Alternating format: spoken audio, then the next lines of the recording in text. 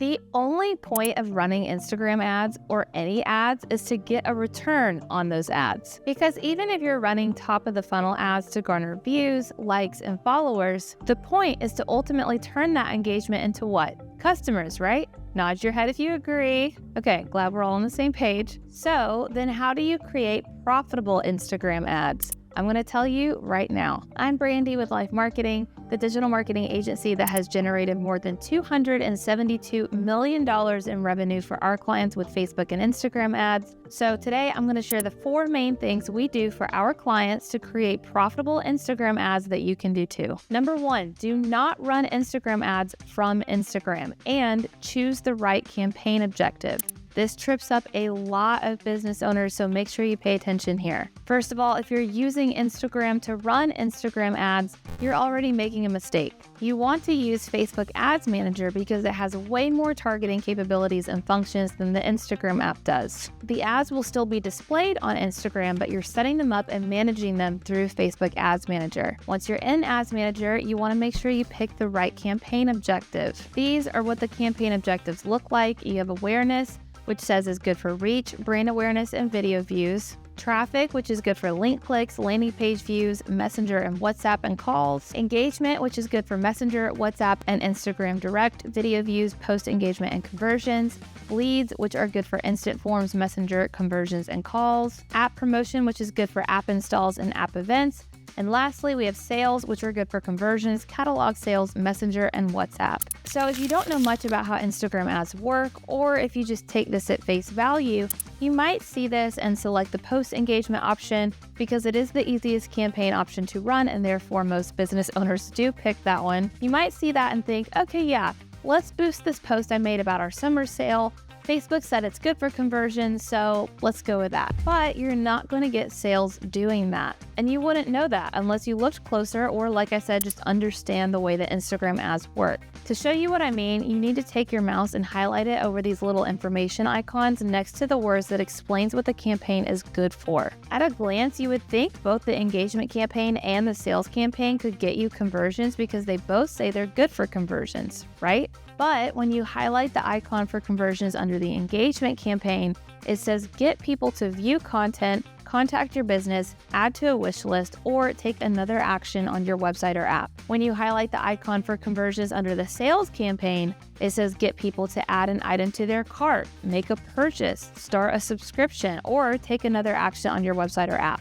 Very different outcomes, right? We can see that it's not describing the conversions you may get from an engagement campaign as the same kind of conversions you would get from a sales campaign or even a lead campaign, where it describes conversions as getting people to share their contact information, complete a registration form, submit an application, or take another action on your website or app. So in order to run a profitable Instagram ad, you first and foremost need to select the campaign objective that actually aligns with the goal you're trying to achieve. Now, some of you may be thinking, okay, but if we do the engagement campaign and people see the post about the sale that we're running, they can still click to the website. The ad is being delivered to my target audience either way, right? Yes and no. Each campaign objective influences who sees the ad. If you run an engagement campaign, the ad is going to be delivered to people within the target audience you select who are most likely to engage. Whereas in a sales campaign, the ad is going to be delivered to people within your target audience who are most likely to purchase. Facebook's AI pays attention to user behavior. In the past, we've always said a conversion campaign optimizes for conversions.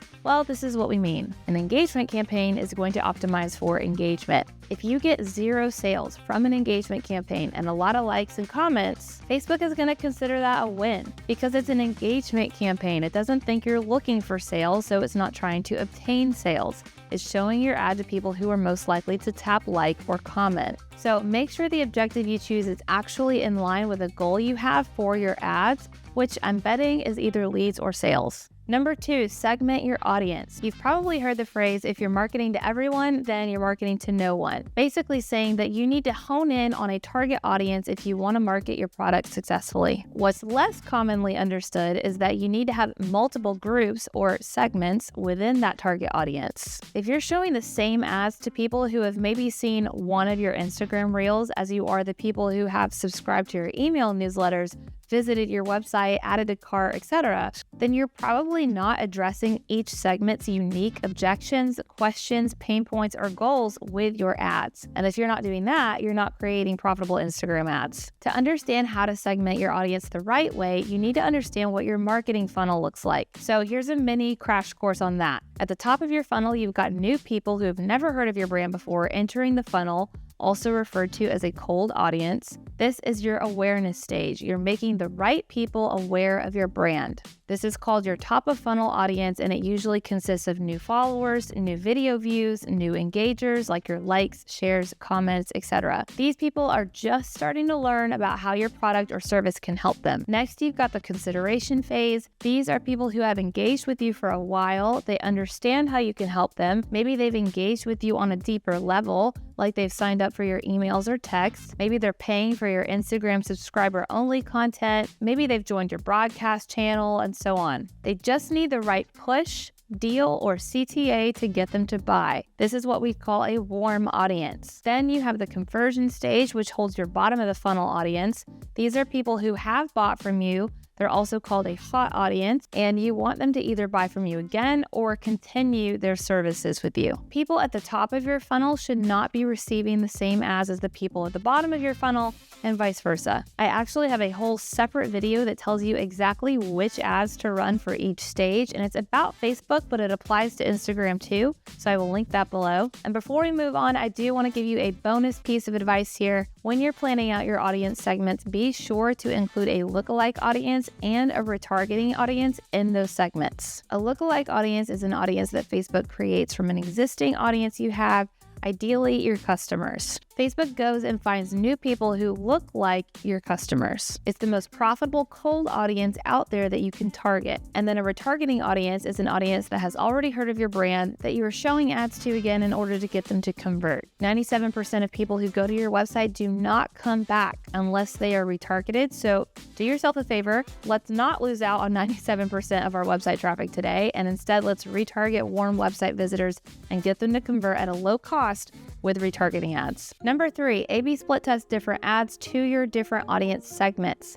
At this point, you're already running different ads to your different audience segments, and that's great, but now we need to take it to the next level and run multiple ads within each audience segment. If you don't know what an A/B split test is in this context, it basically means when you test out different ads, the variable, to the same audience, the constant, to see which ad is going to resonate best and drive the most results at the lowest cost per result for you. So you want to create 2 to 3 ads for each audience segment. Now, keep in mind that doing this will require a budget. I like to suggest a minimum, not maximum, minimum of $300 to $500 a month per audience segment. So if you've got 3 ad sets, one that's targeting your top of funnel audience, one that's targeting your middle of funnel audience, and one that's retargeting your existing customers, that's $900 to $1,500 a month being spent to fuel 2 to 3 ads being delivered to each of those audiences. The goal is that you find out what audience and ad combination is going to be most profitable for you faster than you would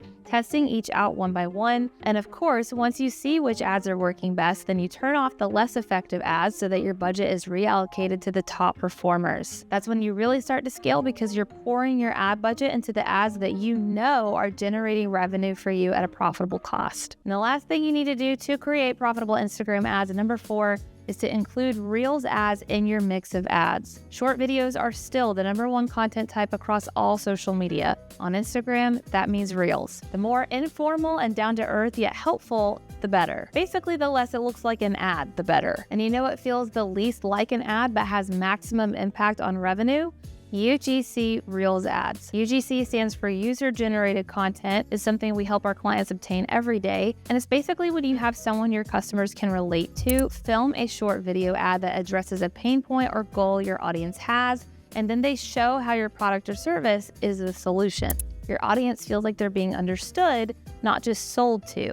And that's the magic that leads to a sale. If you want to know how to set up Reels ads for beginners, then you should watch this video next.